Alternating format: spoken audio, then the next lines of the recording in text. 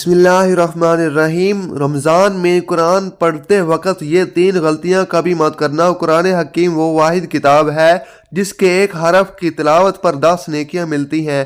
حضرت عبداللہ بن مسعود رضی اللہ تعالیٰ عنہما روایت کرتے ہیں، جس نے کتاب اللہ کا ایک حرف پڑھا اس کے لیے اس کی فرض 1 نیکی ہے اور 1 نیکی کا ثواب 10 گنا ہوتا ہے۔ میں نہیں کہتا الف لام میم ایک حرف ہے، بلکہ الف ایک حرف، لام ایک حرف اور میم ایک حرف ہے۔ تلاوت قرآن افضل ترین عبادت میں سے ہے۔ حضرت نعمان بن بشیر رضی اللہ تعالیٰ عنہما بیان کرتے ہیں کہ حضور نبی اکرم صلی اللہ علیہ وآلہ وسلم نے فرمایا، میری امت کی سب سے افضل عبادت تلاوت قرآن ہے، اور یہ عظیم کتاب جس کی تلاوت فضیلت ہے رمضان المبارک کے بابرکت مہینے میں نازل ہوئی۔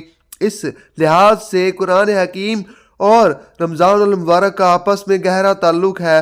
رمضان المبارک میں قرآن مجید کی تلاوت کرنے والا گویا اس تعلق کو مضبوط و مستحکم کرتا ہے۔ حضور نبی اکرم صلی اللہ علیہ وآلہ وسلم کے متعدد احادیث مبارکہ اس بات کی دلیل ہے کہ آپ صلی اللہ علیہ وآلہ وسلم رمضان المبارک میں قرآن حکیم کی تلاوت فرماتے اور جبرائیل امین علیہ السلام کو سناتے۔ حضرت عبداللہ بن عباس رضی اللہ تعالیٰ عنہ سے مروی ہے، حضرت جبرائیل امین علیہ السلام رمضان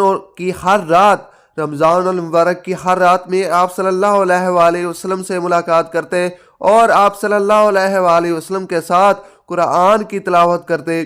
مزید بروز قیامت تلاوت قرآن کا اہتمام کرنے والوں پر اس کے معنی سمجھنے والوں کی شفاعت خود قرآن حکیم فرمائے گا۔ اور اس کے بعد حضرت عبداللہ بن عمر رضی اللہ تعالیٰ عنہ بیان کرتے ہیں کہ حضور نبی اکرم صلی اللہ علیہ وآلہ وسلم نے فرمایا، قیامت کے دن روزہ اور قرآن مجید دونوں بندے کے لیے شفاعت کریں گے۔ روزہ کہے گا، اے میرے رب، میں نے اس شخص کو دن کے وقت کھانا پینا اور دوسری نفسانی خواہشات سے روکے رکھا، پس تو اس شخص کے متعلق میری شفاعت کو قبول فرما۔ قرآن مجید کہے گا، اے میرے رب، میں نے اس شخص کو رات کے وقت جگائے رکھا، پس اس کے متعلق میری شفاعت قبول فرما۔ آپ صلی اللہ علیہ وآلہ وسلم نے فرمایا، ان دونوں کی شفاعت قبول کی جائے گی۔ اور ناظرین، رمضان المبارک کا مہینہ آ رہا ہے، چلنے والا ہے۔ رمضان میں قرآن مزید پڑھنے کا شوق ہمارے اندر بہت ہی زیادہ ہو جاتا ہے۔ جیسے ہی رمضان المبارک کا مہینہ آتا ہے اور ہم لوگ زیادہ سے زیادہ قرآن پاک پڑھیں۔ روزے کے بعد جو سب سے پہلے اہم عبادت ہے رمضان کے مہینے کی، وہ ہے قرآن مجید کی تلاوت۔ لیکن قرآن مجید کی تلاوت کرتے ہوئے کچھ باتوں کا خیال رکھنا چاہیے، خیال رکھنا بہت ہی ضروری ہے۔ کہیں ایسا نہ ہو کہ ہم قرآن مجید زیادہ پڑھنے کے چکر میں وہ غلطیاں کر بیٹھیں جن سے ہمیں ثواب تو بہت دور کی بات ہے کہ قرآن پاک پڑھنا ہمارے لیے وبال بن جائے۔ زیادہ سے زیادہ قرآن پاک پڑھتے ہیں تو اس سے زیادہ کے چکر میں ہم قرآن پاک میں مزید اچھے انداز میں نہیں پڑھ سکتے، مزید اچھے انداز میں نہیں پڑھ رہے ہوتے۔ ہم قرآن مجید کو جلدی پڑھ رہے ہوتے ہیں کہ پڑھتے ہوئے قرآن مجید کے الفاظ کو کٹ جاتے ہیں، تو پھر یہ طریقہ مناسب نہیں ہے۔ قرآن مجید آپ پڑھیں تو اس بات کا بہت خیال رکھیں کہ قرآن مجید جو الفاظ وہ بالکل صاف نکل رہے ہوں، کیونکہ جلدی میں اگر زیر زبر کا بھی غلطی ہو جائے تو وہ آیت بگڑ جائے گی اور اس کی ادائیگی اور اس کا ترجمہ بالکل بدل جاتا ہے۔ تو قرآن مجید پڑھنے میں اس بات کا بڑا خیال رکھنا چاہیے۔ بعض لوگ بڑے فخر سے بتاتے ہیں کہ میں تو 10 منٹ میں پارہ پڑھ لیتا ہوں۔ ایسا ہرگز نہ کریں، کیونکہ اگر آپ کی ان غلطیوں کی وجہ سے قرآن پاک کا ترجمہ بدل جائے تو آپ بہت بڑے گناہ کے مرتکب ہوں گے اور سزا بھی کڑی سے کڑی ہوگی۔ اس کا بہت خیال رکھنا چاہیے، کیونکہ اللہ تعالیٰ قرآن مجید پڑھنے والوں کی صفات دیکھتا ہے، اس کی مقدار ہرگز نہیں دیکھتا ہے۔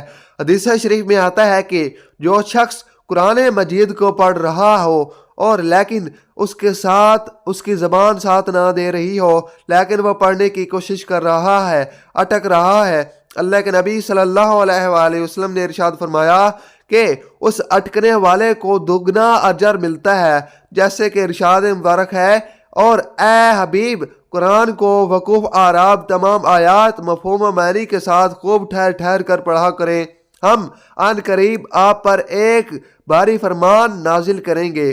نمبر دو پہ ہے قرآن مجید کو صاف آواز میں پڑھنا چاہیے۔ اکثر لوگ قرآن مجید تو پڑھتے ہیں لیکن ہونٹ نہیں ہلتے کہ قرآن مجید کو آپ دل سے ہی پڑھ رہے ہوں، لیکن وہ قرآن مجید کی تلاوت نہیں کہلائے گی۔ اس لیے آپ اگر قرآن مجید پڑھتے ہیں یا پڑھ رہے ہوں، چاہے آہستہ پڑھ لیں، زور سے پڑھو، لفظوں کی ادائیگی آپ کی زبان سے ہونا ضروری ہے، جیسے کہ قرآن پاک میں ارشاد ہے، اور قرآن کو ہم نے جدا جدا کر کے اتارا تاکہ آپ اسے لوگوں پر ٹھہر ٹھہر کر پڑھیں، اور ہم نے اسے رفتہ رفتہ حالات اور مصالحہ کے مطابق تدریس پر اتارا ہے۔ نمبر 3، بظاہر قرآن پاک کھلا ہوا ہے اور آپ کے نہ تو ہونٹ چل رہے ہیں اور زبان کی جگہ کے لفظوں کی مکمل ادائیگی نہیں ہو رہی۔ اکثر لوگ بالکل ہونٹ بند رکھتے ہیں، ان کے ہونٹ حرکت نہیں کر رہے ہوتے، بس نظریں چل رہی ہیں کہ بس لائنوں پر نظریں چل رہی ہوتی ہیں۔ تو یہ قرآن مجید کو صرف دیکھنا ہے اور یہ قرآن مجید کو پڑھنا نہیں ہے، یا اس میں بھی یہ کہہ سکتے ہیں قرآن مجید دل میں پڑھا جا رہا ہے، لیکن قرآن مجید دیکھنے کا ثواب تو ملے گا، دل ہی دل میں قرآن مجید پڑھنے کا ثواب مل سکتا ہے، لیکن قرآن مجید پڑھنے کا جو اصل ثواب ہے وہ آپ کو نہیں ملے گا۔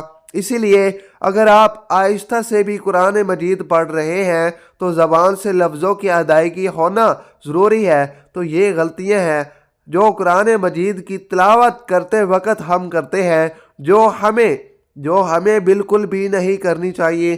حضرت ابو ہریرہ رضی اللہ تعالیٰ عنہ بیان کرتے ہیں کہ حضور نبی اکرم صلی اللہ علیہ وآلہ وسلم کے ساتھ حضرت جبرائیل علیہ السلام سال میں ایک دفعہ قرآن کریم کا دہرایا کرتے تھے، لیکن جس سال آپ صلی اللہ علیہ وآلہ وسلم کا وصال ہوا اس سال 2 مرتبہ دہرایا۔ کیا پھر آپ صلی اللہ علیہ وآلہ وسلم ہر سال 10 روز اعتکاف فرمایا کرتے تھے، لیکن جس سال آپ صلی اللہ علیہ وآلہ وسلم کا وصال ہوا اس سال 20 روز اعتکاف فرمایا۔ اس حدیث کو امام بخاری، ابو داؤد اور نسائی کی روایت میں کیا ہے۔ حضرت عائشہ صدیقہ رضی اللہ تعالی عنہا بیان کرتی ہیں کہ حضرت فاطمہ الزہرا رضی اللہ تعالی عنہا تشریف لائیں اور ان کا چلنا ہو بہو نبی کریم صلی اللہ علیہ وآلہ وسلم کے چلنے جیسا تھا۔ آپ صلی اللہ علیہ وآلہ وسلم نے اپنے لخت جگر کو خوش آمدید کہا اور اپنے دائیں بائیں جانب بٹھا لیا، پھر چپکے سے ان کو کوئی بات کہی تو وہ رونے لگی۔ میں نے ان سے پوچھا آپ رو رہی ہیں؟ پھر آپ صلی اللہ علیہ وآلہ وسلم نے ان سے کوئی بات چپکے سے کہی اور وہ ہنس پڑی۔ بس میں نے کہا کہ آج کی طرح میں نے خوشی کو غم میں اتنے قریب نہیں دیکھا، اتنا نزدیک کبھی نہیں دیکھا۔ میں نے حضرت فاطمہ الزہرا رضی اللہ تعالی عنہا سے پوچھا آپ سے حضور نبی کریم صلی اللہ علیہ وآلہ وسلم نے کیا فرمایا تھا؟ تو انہوں نے جواب دیا میں رسول اللہ صلی اللہ علیہ وآلہ وسلم کے راز کو ظاہر نہیں کر سکتی۔ جب حضور نبی کریم صلی اللہ علیہ وآلہ وسلم کا وصال ہو گیا تو میں نے ان سے اس بارے میں پھر پوچھا کہ بتاؤ مجھے۔ انہوں نے جواب دیا آپ صلی اللہ علیہ وآلہ وسلم نے مجھ سے یہ سرگوشی کی تھی کہ جبرائیل علیہ السلام ہر سال میرے ساتھ قرآن مجید کو ایک بار دہرایا کرتے تھے، لیکن اس سال 2 مرتبہ دہرایا ہے۔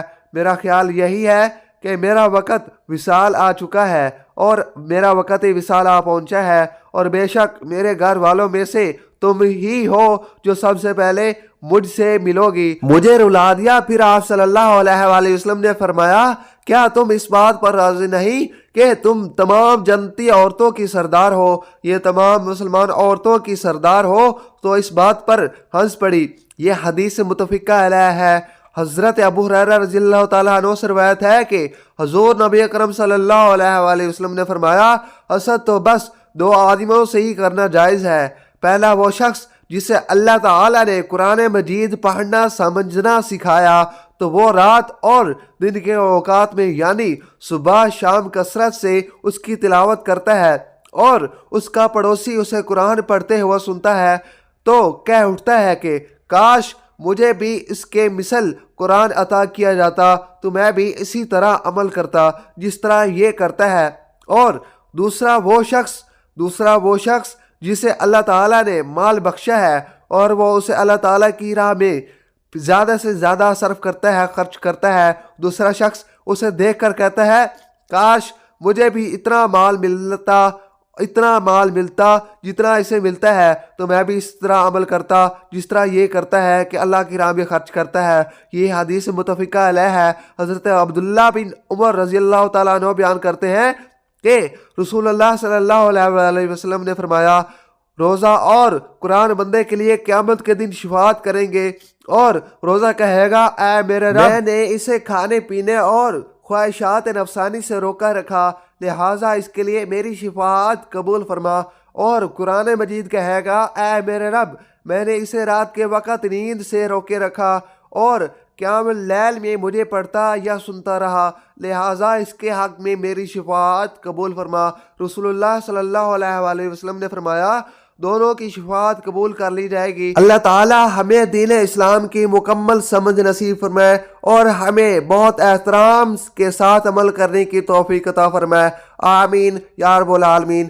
ناظرین، ہمارے اسلامک چینل کو لازمی سبسکرائب کریں اور ساتھ میں لگے بیل آئیکن کو دبا دیں تاکہ ہماری نیو آنے والی ویڈیوز آپ تک لازمی پہنچ سکے، اور کمنٹ سیکشن میں اپنے خیالات کا اظہار لازمی کیجیے گا کہ آپ کو ہماری اسلامک ویڈیو کیسی لگتی ہیں، اور اپنے پیارے پیارے خیالات کا اظہار لازمی کیجیے گا۔ اپنا اور اپنے پیاروں کا خیال رکھیے گا۔ ملتے ہیں ایک اگلی اسلامک ویڈیو میں، تب تک کے لیے اللہ حافظ۔